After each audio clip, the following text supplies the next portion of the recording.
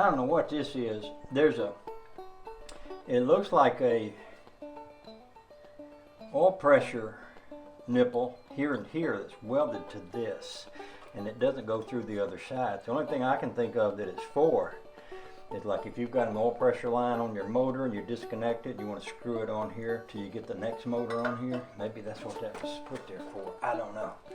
What I am going to need to do though is grind this area over here like I did that one over there. And I don't think I'll even need to take those off.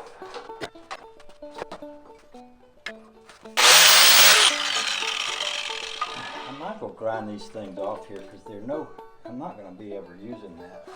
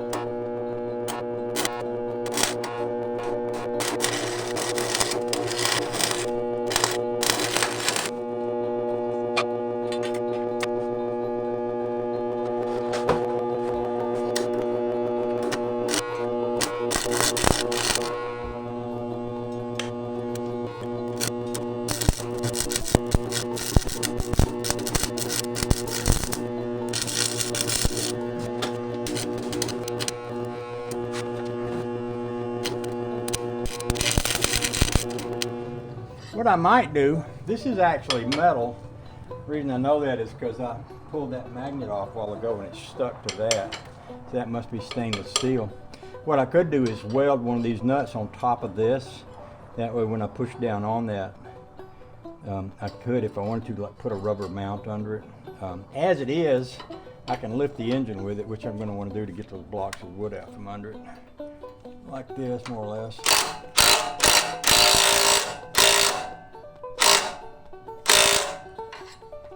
I think that just picked the engine up, so it's not on this wood anymore. So now I can slide that out. Actually holding itself up. Pretty sure that's strong enough there. I could put some more weld on it, but I don't think I really need to. I think it's enough. It's enough weld. Sometimes it's fun to overdo it, but sometimes it's not really necessary.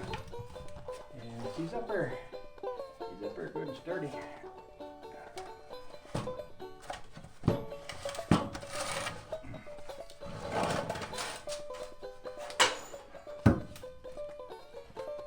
So, with that done, I can put my welder back away and go to my next step on the motor, which I think the next thing I was going to do was going to be to paint it. So, let's do that.